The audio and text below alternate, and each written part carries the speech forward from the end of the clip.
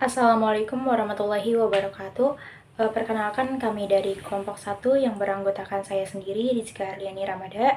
Dan yang kedua ada Fitriani, yang ketiga ada Silmi Meladia, yang keempat ada Fatan Fadila Rahman, yang kelima ada Irman Nur Mauludin, yang keenam ada Muhammad Hijar, yang ketujuh ada Ida Mustika, yang kedelapan ada Nabila Larasati, yang kesembilan ada Rifki Salami, dan yang kesepuluh ada Selamat Gumular, dan yang terakhir ada Rifki Hamdani. Di sini kami akan mempresentasikan tugas ulangan akhir semester mata kuliah Perkembangan Teknologi dan Komunikasi. Judul buku Teknologi Informasi dan Komunikasi dalam Pendidikan. Bab 1 akan dijelaskan oleh Saudari Fitriani, bab 2 akan dijelaskan oleh Saudari Silmi Miladia, bab 3 akan dijelaskan oleh Saudara Fatan Fadila, Irman Nur Mauludin, dan Muhammad Hijar. Bab 4 akan dijelaskan oleh Ida Mustika, bab 5 akan dijelaskan oleh Nabila Larasati, bab 6 akan dijelaskan oleh Rifki Salami, bab 7 akan dijelaskan oleh Selamat Gumelar, dan bab 8 akan dijelaskan oleh Rifki Hamdani. Berikut adalah penjelasan dari masing-masing bab. Selamat menyaksikan. Baik, terima kasih. Untuk materi yang pertama ini ada jenis TIK. Jenis TIK yang umum digunakan dalam pendidikan komputer dan internet yang terbaik dapat dimanfaatkan untuk meningkatkan efisien dan efektivitas pendidik pada semua jenjang secara normal dan non-formal pada pengaturan. Nah, untuk materi yang kedua ini ada e-learning. E-learning ini biasanya meliputi pembelajaran pada semua tingkatan, baik secara formal maupun non-formal, yang intranet LAN atau extranet WAN untuk seluruhnya dan sebagian interaksi dan fasilitasi. Untuk yang ketiga ini ada blending learning. Blended learning adalah suatu model pembelajaran yang mencoba menggabungkan beberapa macam model pembelajaran yang telah ada berupa model pembelajaran face to face atau secara langsung dan offline learning dan online learning. Nah, untuk materi yang keempat ini ada pembelajaran jarak jauh. Untuk pembelajaran jarak jauh ini adalah pembelajaran yang menggunakan suatu media yang memungkinkan terjadinya interaksi antara guru dan siswa. Dalam pembelajaran jarak jauh antara guru dan siswa tidak bertatap muka secara langsung. Berbeda tempat bahkan bisa dipisahkan oleh jarak yang sangat jauh sehingga memudahkan proses pembelajaran. Nah, di sini juga ada untuk mengidentifikasi suatu sistem pendidikan jarak jauh memiliki karakteristik. Nah, untuk karakteristiknya sendiri di sini ada perusahaan fisik antara siswa dan guru. Yang kedua ini memiliki program pelajaran yang dikelola dengan baik. Yang ketiga ada penggunaan teknologi dan informasi komunikasi. Yang keempat terdapat komunikasi dua arah. Nah, di sini juga ada sistem pembelajaran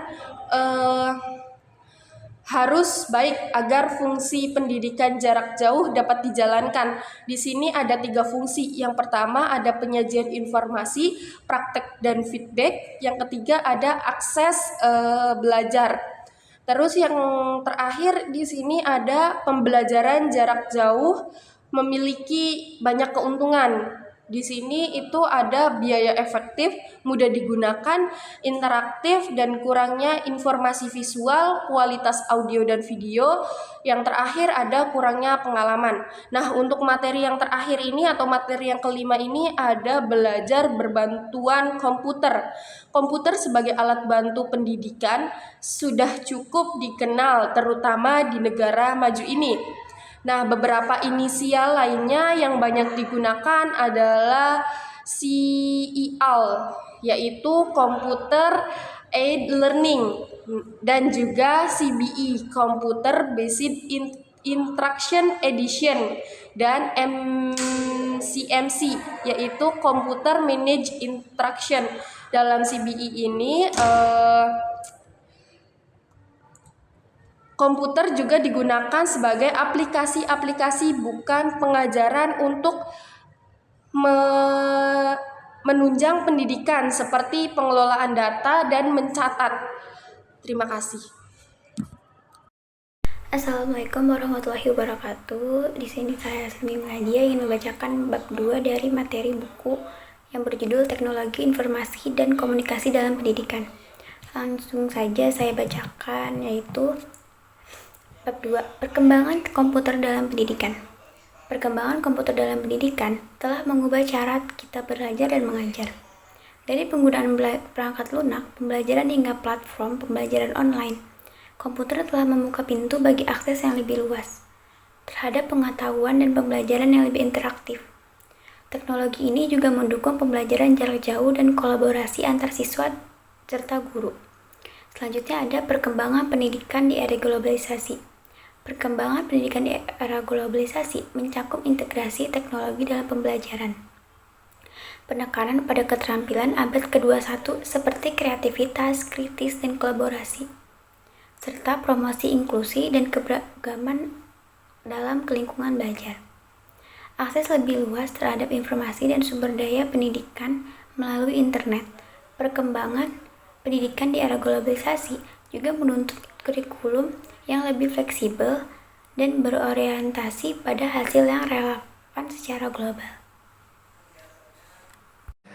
Hai, perkenalkan nama saya Fatan Fadilah. Saya bakal ngebahas tentang bab 3. Jadi isian dari bab 3 ini adalah seputar tentang teknologi, informasi, dan komunikasi. Yang pertama adalah tentang komputer. Komputer adalah perangkat elektronik yang menjalankan operasinya di bawah perintah pengendali yang disimpan pada memori komputer. Komputer dapat menerima dan memproses sebuah data, mencetak juga hasilnya, dan menyimpan data untuk penggunanya di kemudian hari. Jadi ibaratnya ini komputernya ini adalah suatu alat gitu ya, dan dia itu bisa untuk mencetak, menyimpan agar kita sebagai pemakai bisa menggunakannya di kemudian hari. Lanjut, ada data dan informasi. Data dan informasi ini sesuai pada bentuk tabel gitu. Pertama adalah data. Datanya itu mencakup berbagai macam, dan ada prosesnya ini apa aja? Untuk mengalihkan dengan bobot nilai, menghitung nilai akhir, dan mengorganisasikan data. Dan yang terakhir adalah informasinya berupa tabel, yang yaitu adalah sempurnanya dari data tersebut. Sesuai pada gambar ya, komputer mengelola data menjadi informasi. Jadi emang awal itu dari komputernya terlebih dahulu. Lanjut, yang ketiga ada siklus pemrosesan informasi. Jadi siklus pemrosesan informasi ini apa aja sih gitu ya. Pertama dari mulai manajemen, terus nyampe ke pengelola informasi di ini ke outputnya ngeprosesi data, lalu di input dan jadilah informasi, dan kembali lagi ke manajemen. Siklusnya sih seperti itu, bisa dilihat juga pada gambar yang tertera. Itu merupakan siklus informasi. Mungkin segitu saja yang saya dapat sampaikan, kurang lebih mohon maaf. Assalamualaikum warahmatullahi wabarakatuh. Baik, Assalamualaikum warahmatullahi wabarakatuh. Saya Irman Nurmuludin dari jurusan Komunikasi Penyiaran Islam semester 4 kelas B. Di sini saya akan melanjutkan materi dari yang sebelumnya, yang mana yang saya akan bacakan itu keuntungan dan kerugian dalam penggunaan komputer. Langsung saja, keuntungan penggunaan komputer adalah kecepatan operasi komputer terjadi melalui sirkuit elektronik. Komputer dapat diandalkan dan dipercaya karena komponen tersebut jarang rusak. Kerugian penggunaan komputer adalah pelanggaran kerahasiaan pribadi, kejahatan, dan penipuan. Dampak terhadap tenaga kerja komputer meningkatkan produktivitas dan keahlian dari seseorang telah digantikan oleh komputer. Lalu materi yang selanjutnya adalah sistem komputer. Komputer berisi banyak komponen elektrik, elektronik, dan mekanik yang disebut perangkat keras atau hardware. Komponen-komponen ini termasuk media input, media output, sebuah unit media, penyimpanan, dan media komunikasi. Dan yang terakhir yaitu sistem bilangan dan kode. Sistem bilangan adalah suatu cara untuk mewakili besaran dari suatu item fisik. Sistem bilangan yang banyak digunakan dan oleh manusia adalah sistem bilangan desimal, yaitu sistem bilangan yang menggunakan 10 macam simbol untuk mewakili suatu besaran. Nah, mungkin cukup sekian yang dapat saya bacakan atau yang dapat saya sampaikan. Mohon maaf. Assalamualaikum warahmatullahi wabarakatuh. Selanjutnya yang ketujuh ada jaringan komputer. Jaringan komputer adalah sekumpulan komputer dan alat yang saling terhubung melalui media komunikasi dan media alat transmisi. Berdasarkan skala jangkauan yaitu ada 3, ada LAN Local Area Network, yang kedua ada MAN Metropolitan Area Network, yang ketiga ada WAN atau Wide Area Network. Berdasarkan fungsi ada 2 yaitu client service, yang kedua ada peer-to-peer, yang kemudian berdasarkan distribusi data dan informasi ada 2 yaitu centralized network dan distributed network. Kemudian berdasarkan media transmisi ada 2 juga yaitu jaringan berkabel dan jaringan tanpa kabel. Selanjutnya nomor 8 ada perangkat lunak komputer peranti lunak sistem. Terdiri atas program-program yang mengontrol atau mempertahankan operasi dan komputer dan alat-alatnya. Perangkat lunak sistem bertindak sebagai antarmuka antara pengguna peranti lunak aplikasi dan peranti keras komputer. Jenis perangkat lunak sistem yaitu ada 2, sistem operasi dan sistem utilitas. Selanjutnya yaitu nomor 9 ada bahasa pemrograman. Bahasa pemrograman adalah sejumlah kata, simbol, dan kode yang digunakan oleh programmer untuk menyampaikan perintah kepada komputer. Programmer menggunakan berbagai macam bahasa dan tool pemrograman untuk menulis atau membuat program. Terdapat beberapa macam bahasa pemrograman yang mempunyai aturannya masing-masing dalam menulis perintah. Bahasa pemrograman biasanya dirancang untuk tujuan tertentu, seperti aplikasi ilmiah, bisnis, multimedia, atau website. Selanjutnya yang ke-10 yaitu ada basis data. Basis data atau database adalah kumpulan informasi yang disimpan di dalam komputer secara sistematik sehingga dapat diperiksa menggunakan suatu program komputer untuk memperoleh informasi dari basis data tersebut. Kemudian perangkat lunak yang digunakan untuk mengelola basis data disebut sistem manajemen basis data atau database management system. Assalamualaikum warahmatullahi wabarakatuh. Saya Ida Mustika ingin membacakan materi bab 4. Adapun materinya itu tentang graphical user interface. Langsung saja definisi dan elemen dasar.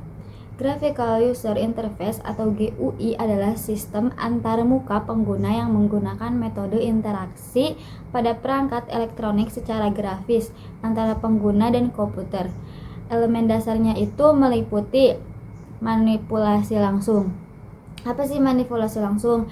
Jadi pengguna dapat berinteraksi dengan objek dan atribut secara langsung melalui visual dan tindakan seperti mouse.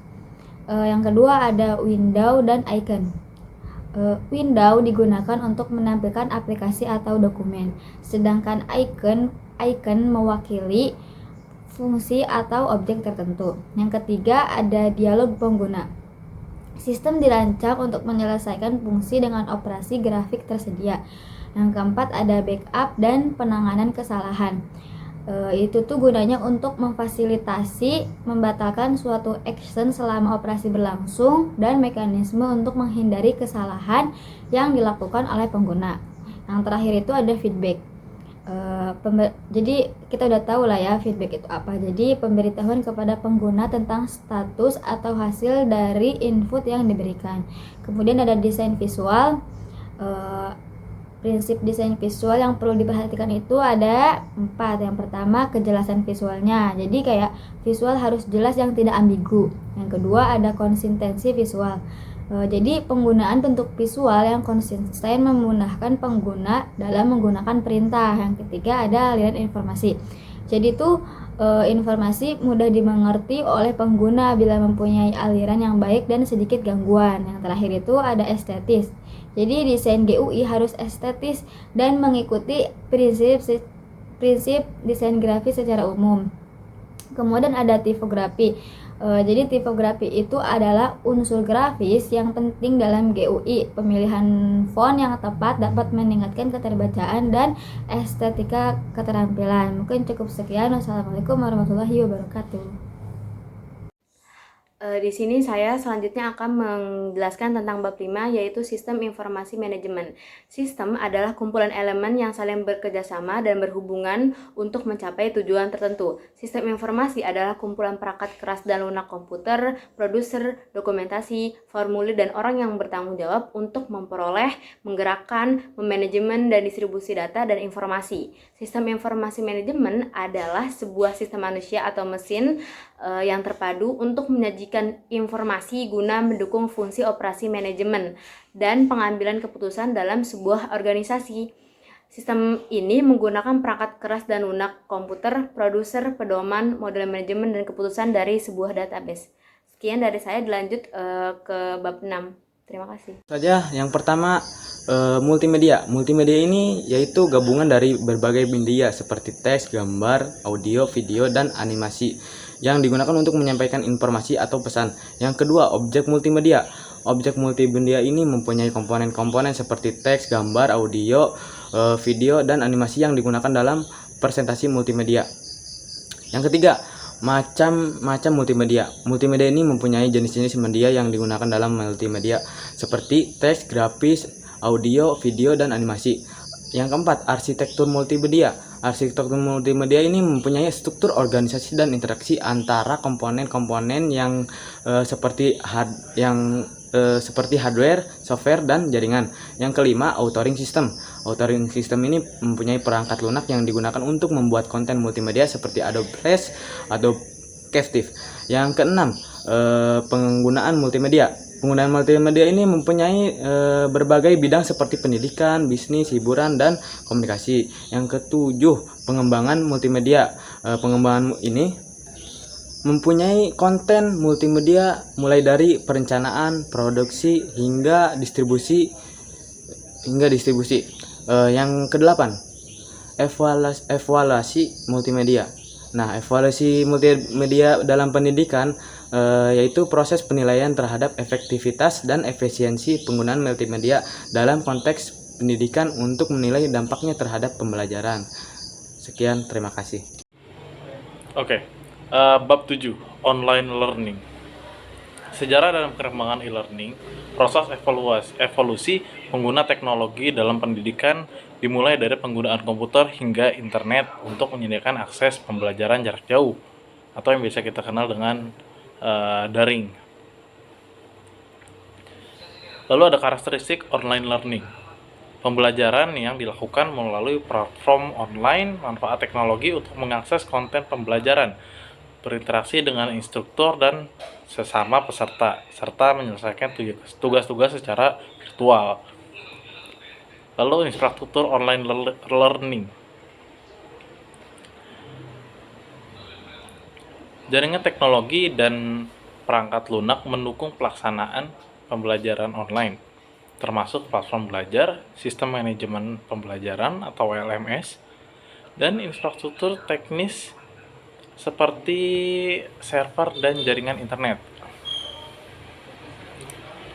Lalu pengembangan online learning, proses pembuatan konten pembelajaran online, mulai dari perencanaan, desain produk, hingga implementasi materi pembelajaran di platform online.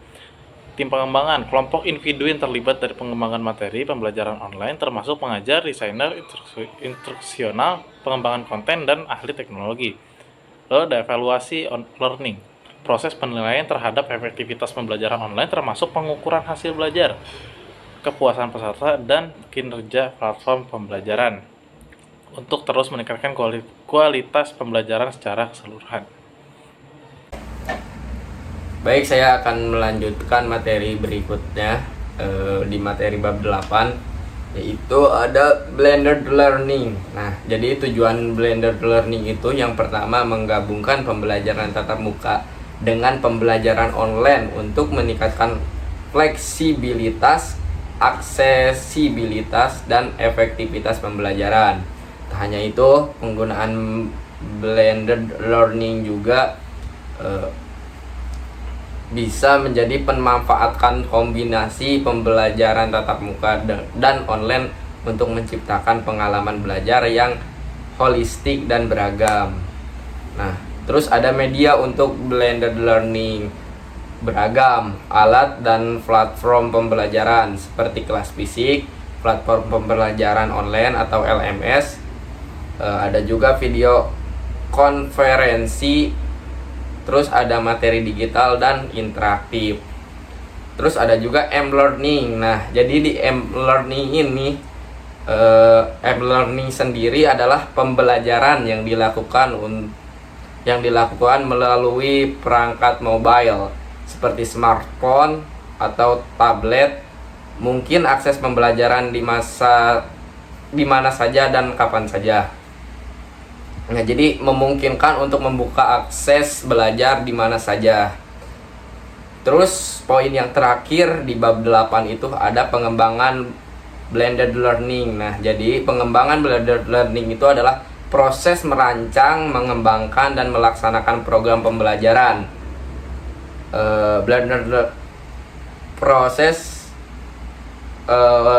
Proses untuk melaksanakan program pembelajaran blender yang efektif. Nah, termasuk perencanaan materi, integritas teknologi, dan penilaian hasil belajar. Nah, mungkin itu bab 8 yang bisa saya paparkan. Sekian, lanjut ke kesimpulan. Ya, makasih. Halo, perkenalkan nama saya Khofifa Alawiyah. Di sini saya akan membacakan kesimpulan dari buku Teknologi Informasi dan Komunikasi dalam Pendidikan yang ditulis oleh Aryasto Hadi Sutopo. Di sini menjelaskan teknologi informasi dan komunikasi TIC atau Information and Communication Technologies ICT adalah teknologi yang mencakup seluruh peralatan teknis untuk memproses dan menyampaikan informasi. TIC mencakup dua aspek, yaitu teknologi informasi dan teknologi komunikasi. Pendidikan berbasis TIC merupakan sarana interaksi yang dapat dimanfaatkan oleh pendidik, tenaga pendidikan, dan peserta didik dalam meningkatkan efektivitas, kualitas, produktivitas, serta akses pendidikan. Buku ini cocok untuk mahasiswa teknologi pendidikan, namun tidak menutup kemungkinan mahasiswa dari program studi lainnya, bahkan praktisi sekalipun, ikut membacanya.